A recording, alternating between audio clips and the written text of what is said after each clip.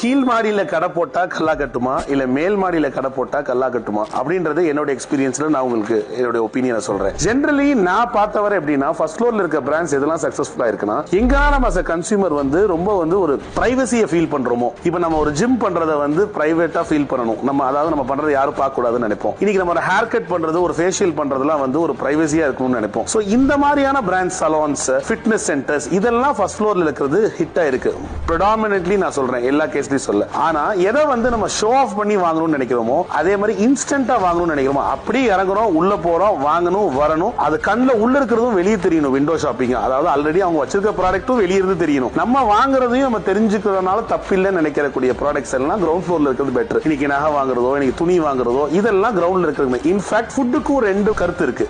ஃபுட்டுமே நம்ம சாப்பிட தெரியக்கூடாது, பிரைவேட்டா போய் சாப்பிடணும்ன்றது ஃபர்ஸ்ட் ஃப்ளோர் ரெஸ்டாரண்ட்ஸ் நிறைய ஹிட் ஆயிருக்கு. அதே இது ground floor restaurants fast foods எல்லாமே கிரவுண்ட் ஃப்ளோர்ல இதா இருக்கு. சோ இதுல நம்மளுக்கு எந்த பிராண்ட் எங்க ஃபிட் ஆகுதுன்றதை நம்ம பாத்துக்கணும்.